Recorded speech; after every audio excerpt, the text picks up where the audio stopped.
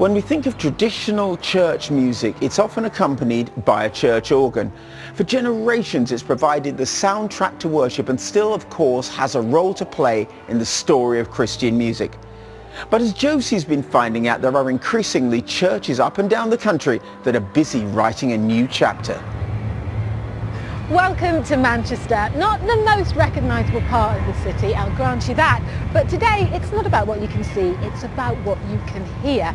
And this is no ordinary warehouse.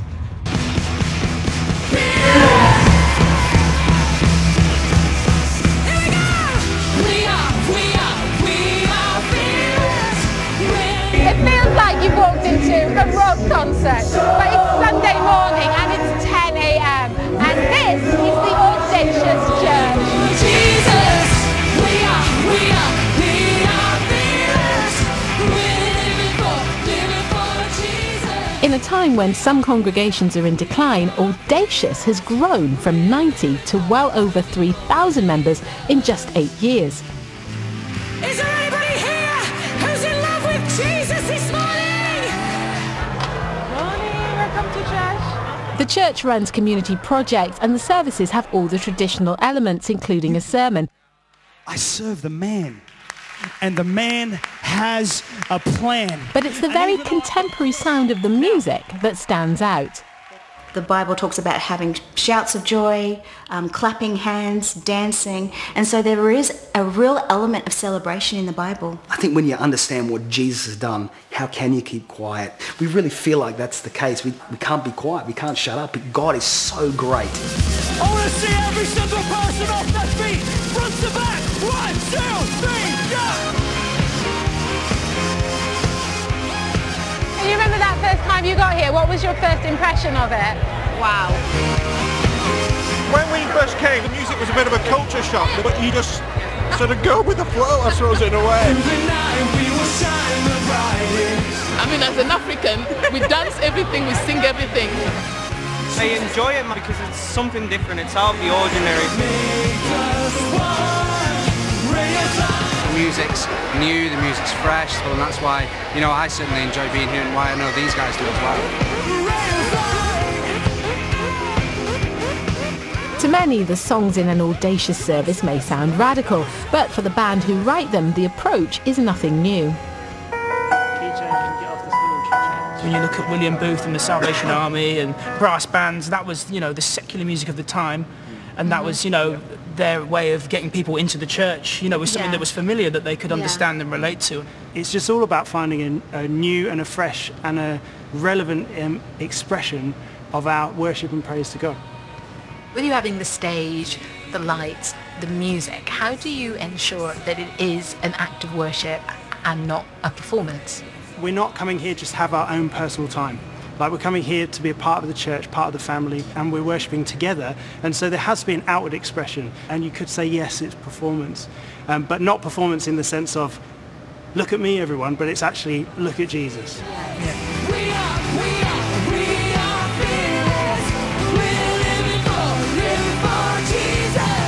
They may not remember a sermon, even though I thought it was brilliant. What they're going to remember is the songs that they're singing. And I think it was probably John Wesley who actually said, we learn our theology through the songs that we sing.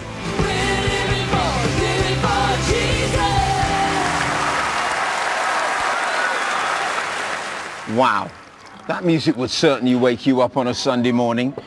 Now, our next hymn comes from South London, and whilst it may not be quite as loud, it's certainly just as heartfelt.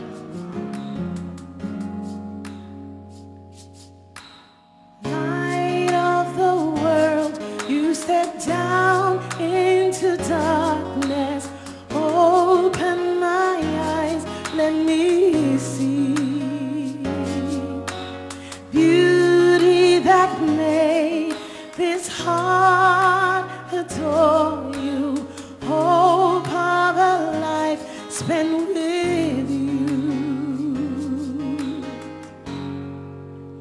Here I am to worship.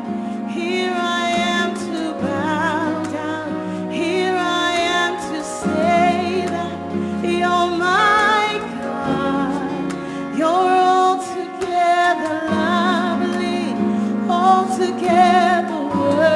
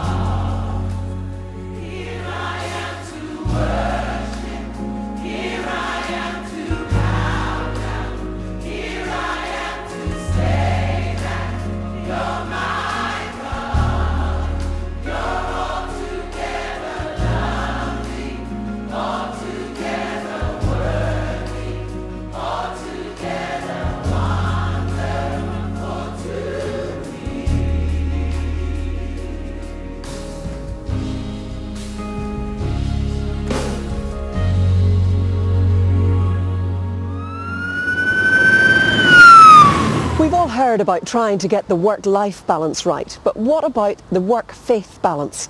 Sometimes it's all too easy to hang up our faith on the door on the way into work. But one group of Christian firefighters from the Northern Ireland Fire and Rescue Service meet up regularly to help each other deal with the difficult situations they are called to face. Fire, guys! When firefighters respond to a 999 emergency call, they have to be prepared for any situation, as Watch Commander Paddy Quinn from Omagh knows only too well. It's a house fire, and according to this, there's 2 persons reported. The police have phoned it in. Okay, Backer, you got it covered? Even for experienced firefighters like Paddy, it can be traumatic when the call is to attend a serious incident.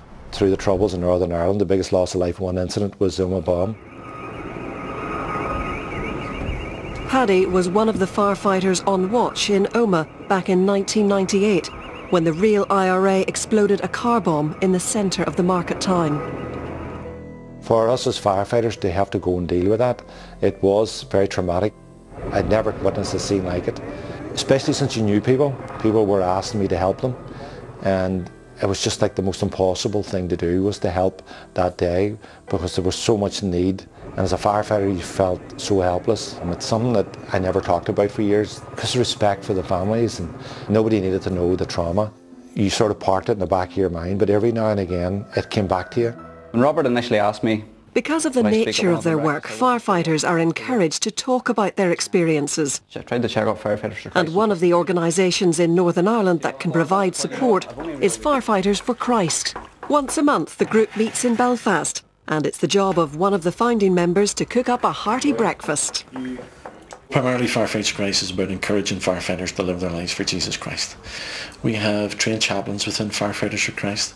We also have counselling facilities within Firefighters for Christ, that people that are having issues, either family issues, finances, or are just not dealing with life well. It's quite a difficult job in the sense that there's a lot that you can take home with you. What you've seen and what you've had to cope with. A lot of the times on the station you might be the only Christian on the station, not just the watch, potentially on the station altogether. So it's nice to have other guys there that have a faith. Firefighters for Christ is a worldwide organisation, and as part of their mission work, Paddy recently visited Uganda, where they support a children's home. These people are just so alive in their love of God and their praise of God. We were able to bring funds out to them, we were able to bring clothes and pay for the new roof on the emergency relief building. And they were also there to train local firefighters and deliver free life-saving equipment. Firefighters throughout the world are firefighters. We have a brotherhood, we have a bond, and in that bond is we want to be able to save people. So yes, we want to help them save themselves, save others with these practical techniques of rescue, but ultimately our main goal is that we rescue their spiritual lives. If you take Jude 23, it says exactly what firefighters do, to snatch others from the fire and save them. Good morning, church. 30 seconds, 30 seconds. Firefighters we serve, because our name says service, whether it be in a really serious situation such as the Omagh bomb. Equally as important is when we go to an old lady who's burnt her cooking and is in distress, and we go and help her. And it's shown me that I don't need to be in a church to serve. We can all serve our communities in whatever place we're at.